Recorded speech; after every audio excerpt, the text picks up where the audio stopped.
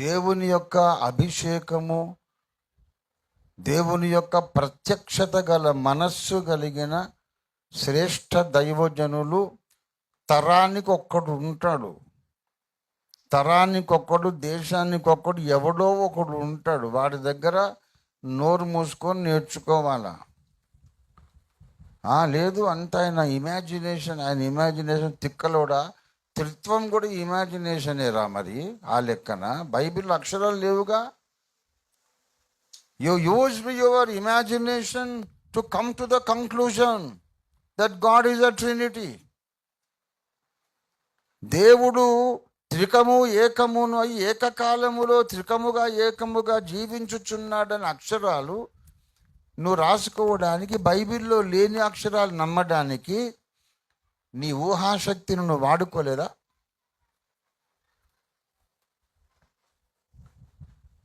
మరి ఊహను బట్టి చెబితే ప్రవచనం పుట్టదని తిక్కలోడా. తన ఊహను బట్టి చెబితే కలగదు. ఒక భక్తుడు తన సొంత మనస్సులో నుండి తానే అభిప్రాయాలు కల్పించుకుంటే అది దోషం. కానీ దేవుని ద్వారా పుట్టించబడిన ఊహలు, దేవుడు పంపిన ప్లాస్టర్ ఆఫ్ ప్యారిస్ బొమ్మలు మన మనస్సులో కనిపించినప్పుడు అవి అబద్ధాలు కాదు, దేవుడు అనుగ్రహించిన ప్రత్యక్షతలు, దేవుడు బయలుపరిచిన సత్యములు. హల్లెలూయా, దేవునికి స్తోత్రం.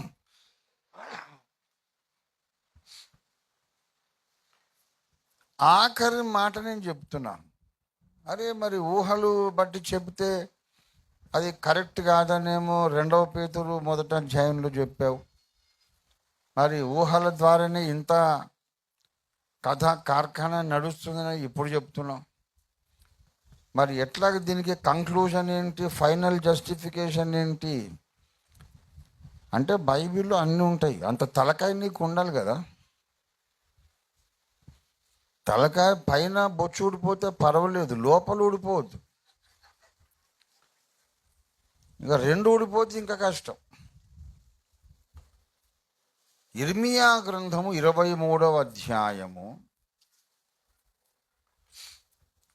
32 మళ్ళీ చూడండి. మాయా స్వప్నములను ప్రకటించుచు వాటిని చెప్పుచు అబద్ధముల చేతను, హల్లెలూయా, మాయా ప్రగల్భముల చేత నా ప్రజలను, ఇక నేను ముగిస్తున్న వినండి. ఎప్పుడైతే దేవుని ప్రమేయము లేకుండా, దేవుడు పుట్టించిన ఊహాశక్తి కాకుండా, దేవుడు తన ఒక ప్రవక్త యొక్క ఇమాజినేషన్స్ని, ఊహలను దేవుడు కంట్రోల్లోకి తీసుకొని రివీల్ చేసిన సత్యాలు కాకుండా, ఆ మనిషి తన సొంత మనస్సుతో తానే కొన్ని సంగతులు ఊహించుకొని చెప్తే అది మాయా స్వప్నములు, మాయా ప్రగల్భత, మాయా దర్శనములు. దాని ద్వారా ప్రజలు దారి తొలుగుతారు. ఇది ఆఖరణ చెప్పే జమాల్ ఘొట్ట. దారి తొలుగుతారు. ఏ వ్యక్తి అయినా, భక్తుడైనా అనేక కొత్త సంగతులు చెప్పాడు. వినండి బాగా. చాలా కొత్త సంగతులు, మర్మాలు నాకు తెలిసి అని చెప్పాడు అనుకోండి. దాని రిజల్ట్ ఏమిటో చూడాలా, దాని అంతిమ ఫలితం ఏంటో చూడాలా. అవి దేవుడిచ్చిన ప్రత్యక్షతలు కాకపోతే, దేవుడు నడిపించి మలచి ఒక షేప్కు తెచ్చి చూపించిన ఊహలు, ఊహా చిత్రములు కాకపోతే, ఊహా చిత్రములు దేవుడు చేసిన ఊహా చిత్రాలు కాకపోతే ప్రజలు దారి నుండి తొలగిపోతారు, రక్షణ మార్గము నుండి తొలగిపోతారు. ఏంటా రక్షణ మార్గం? దేవుని ప్రజలు నడవాల్సిన దారేది? మీరు మారు మనస్సు పొంది పాప క్షమాపణ నిమిత్తము ప్రభువైన యేసుక్రీస్తు నామమున బాప్తిస్మము పొందుడి, అప్పుడు మీరు పరిశుద్ధాత్మను వరము పొందుదురు. అపొస్తలుల కార్యాలు 2:38. చెప్పేశా కదా, మళ్ళీ ఎందుకు చదవడం? చెప్పేశా కదా, అదే కదా నేను చెప్పింది, వేరే మాటలు ఏమన్నా. ఎప్పుడైతే వారు బాప్తిస్మం పొందారో, ఆయన వాక్యం అంగీకరించిన వారు ఇంచుమించు 3,000 మంది బాప్తిస్మాలు పొందిరి. అప్పుడు 42వ వచనం ఏంటి? వీరు అపొస్తలుల బోధలోను సహవాసమందును రొట్టె విరుచుట యందును ప్రార్థన చేయుట యందును ఎడతెగక ఉండిరి. నడవాల్సిన దారేంటి? పాపి అయిన మనుష్యుడు పరలోకం చేరడానికి నడవాల్సిన దారేంటంటే ముందు మారు మనసు పొందాలి, యేసుక్రీస్తు నామంలో బాప్తిస్మం పొందాలి. అప్పుడు దేవుడు పరిశుద్ధాత్మని వరం అతడికి ఇస్తాడు. తర్వాత వాడు ఈ 3 కార్యాలు జరిగిన తర్వాత ఏం చేయాలి? అపొస్తలుల బోధలో కొనసాగాలి, సహవాసమందు కొనసాగాలి, రొట్టె విరుచుట్లో కొనసాగాలి, ప్రార్థన చేయుటలో ఎడతెగకుండా.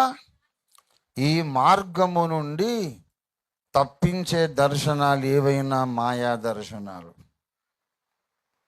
రంజిత్ ఓఫీర్ వేల కొద్దీ కొత్త సంగతులు చెప్పాడు. ఆ సంగతులు విని ఎవడైనా ప్రభు వల్ల నాకు వద్దులే అని దారి తొలగిపోయాడా?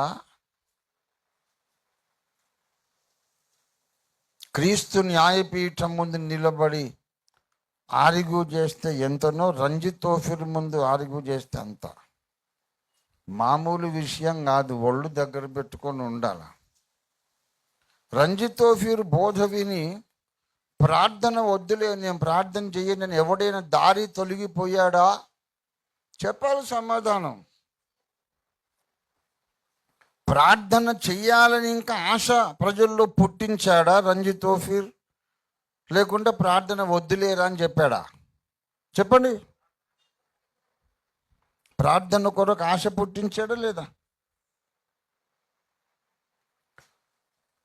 అపొస్తలులు ఏం చెప్పారో ఆ బోధలోనే కొనసాగాలని రోషం ఓఫీర్ గారు పుట్టించాడా ప్రజల్లో?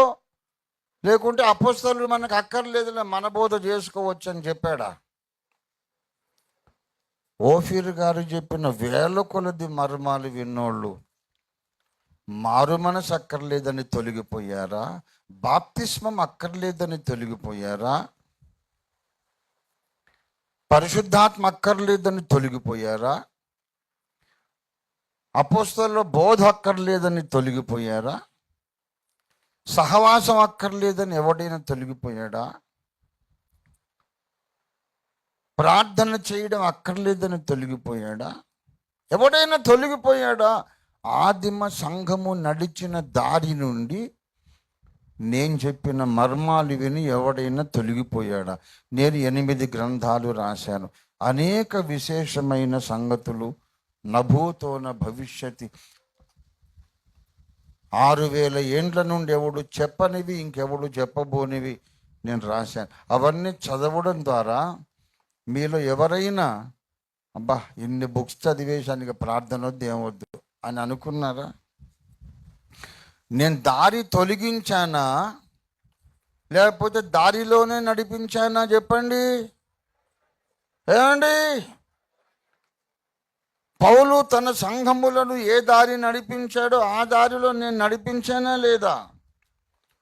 గనక నేను రాసిన సంగతులు ఊహను బట్టి కలిగినవి అయితే కావచ్చు, అది పరిశుద్ధాత్మ దేవుడు పుట్టించిన ఊహను బట్టి కలిగిన ప్రత్యక్షతలు అయితేనే మనల్ని సిలువ మార్గంలో నడిపిస్తాయి. దేవునికి స్తోత్రం కలుగును గాక. సమझ गए बात?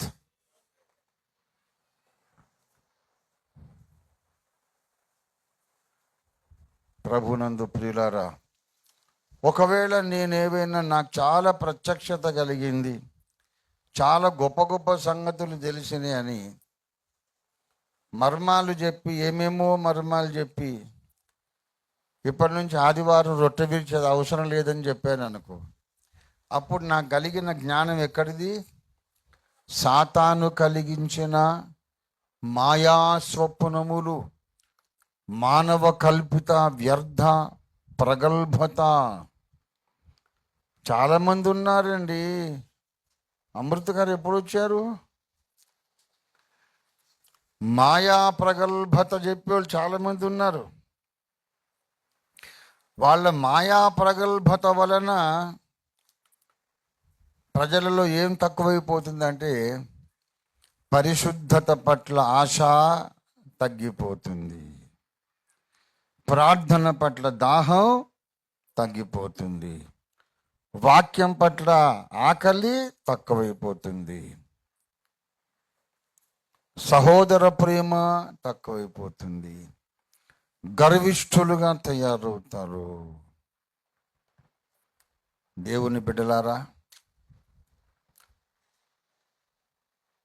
విస్తారమైన ఊహాశక్తితో గ్రంథాలు రాశాడు అంటే మరి బారూక్ ఎట్ట రాశాడు?